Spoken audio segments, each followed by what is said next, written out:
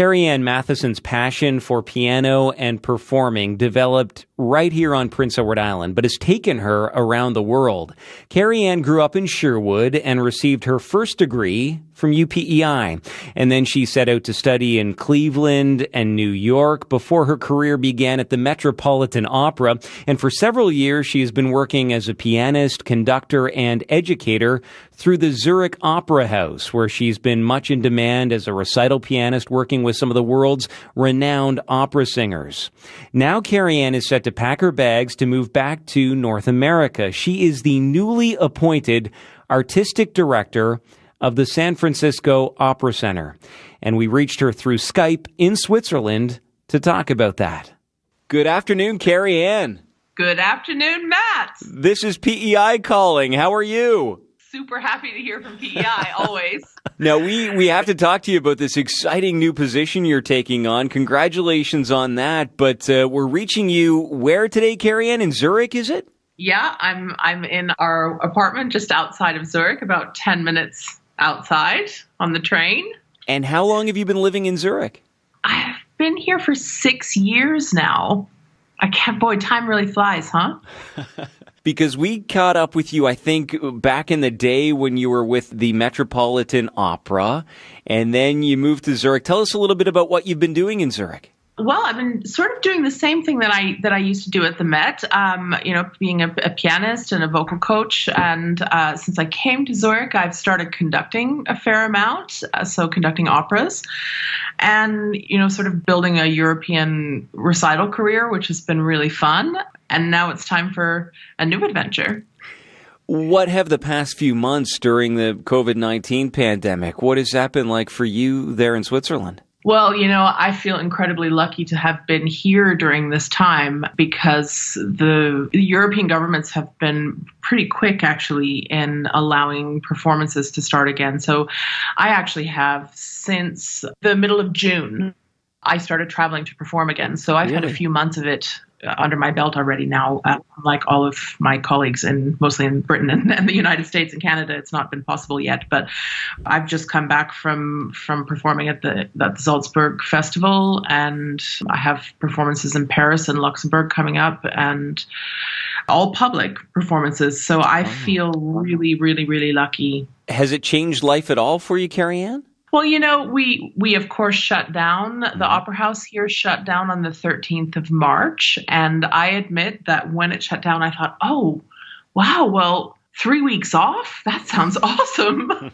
So I thought, and I was sure that this was all going to be over in 3 weeks. So I thought, well, great. So I'm going to start taking Russian lessons. I'm going to do this other online course that I always wanted to do. And so I did. I sort of dove in and started doing projects that I don't normally have time for. And then when it became apparent that things were going to this was not going to wrap up quickly, I think like a lot of other artists, I went through a period of feeling like really quite profoundly sad and a little bit lost because I didn't so much feel like playing the piano. And so I didn't play for a couple of weeks at all. And then I got a call from Deutsche Grammophon to say, yeah, we want to record this concert in 2 weeks. And I went, oh no, I haven't played in a long time. So I had to get my fingers back in shape. So that was the greatest thing that could have happened was that I had to start performing again really on quite short notice. So had to get myself back in shape. And so able to perform in front of audiences. But like you say, your colleagues around the world, I'm sure, are telling you a different story. Absolutely. Well, my husband, for example, he's an opera singer, and he's had almost all of his engagements canceled through the end of 2020. So it's been really, really, really tough. He sings a lot in Britain, and he had a big gig at the Met in New York that got canceled also. So it's so hard to watch, and we have a lot of rebuilding to do. For sure. In the midst of all of this, though, as we mentioned, Carrie-Ann, you're about to take on a major new role back in North America as the artistic director of the San Francisco Opera Center. Why don't you tell us how this came about?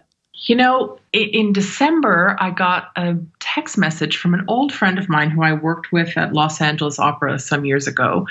And he just said, would you be interested in having a conversation with me about our young artist program?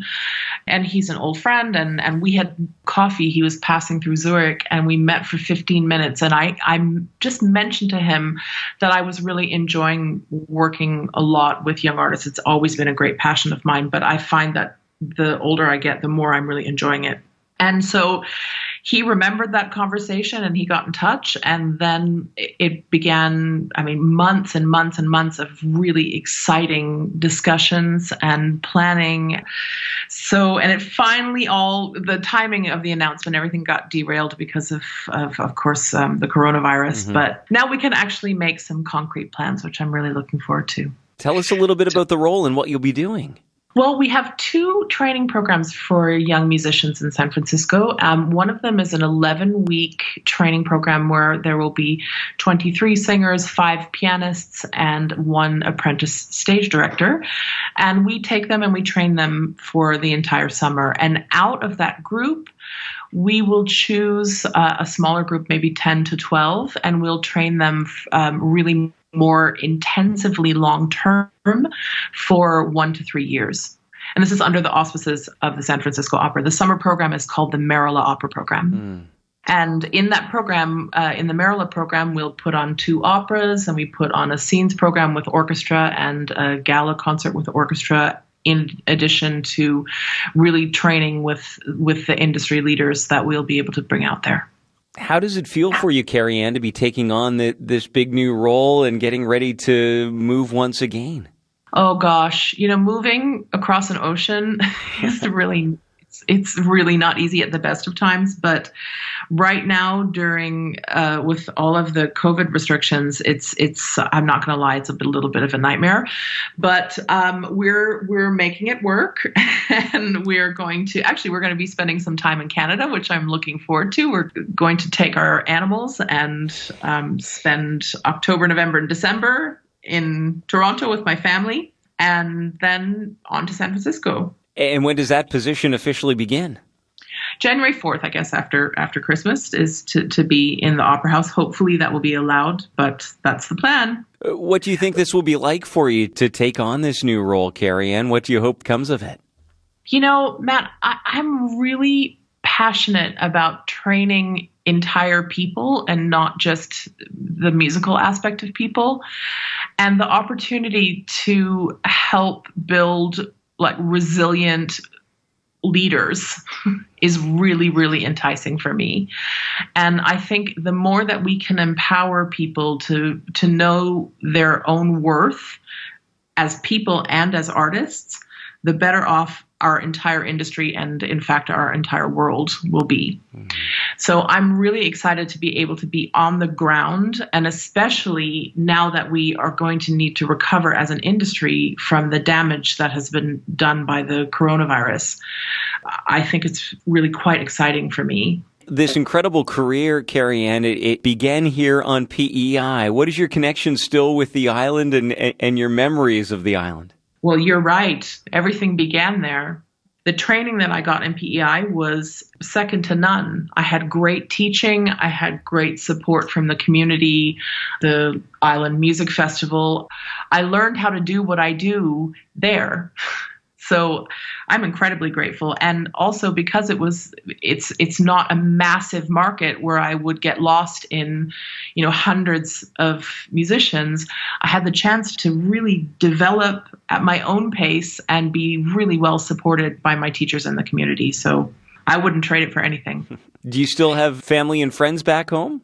Well, I have so many friends back home, and now that I'm not going to be across an ocean, I hope I'll get to see them more. And I have some family members there. My immediate family has all relocated to Toronto because that's where the grandkids are. Uh-huh. But you will get a chance to see them, as you said, on your way to San Francisco. Absolutely. I don't get so much time to spend with my family. And so if there was ever a blessing about this coronavirus, is that this having to slow down a little bit and having a whole heck of a lot of stuff canceled has meant that I can actually spend some time with the people that I love. Carrie-Ann, great to get caught up with you here. Every few years, it seems, we're connecting, and you're in another part of the world doing some interesting new job, and I'm glad we had a chance to talk again today. Thanks so much. Thank you. My heart is always in PEI, and I look forward to seeing everyone there sooner rather than later, hopefully.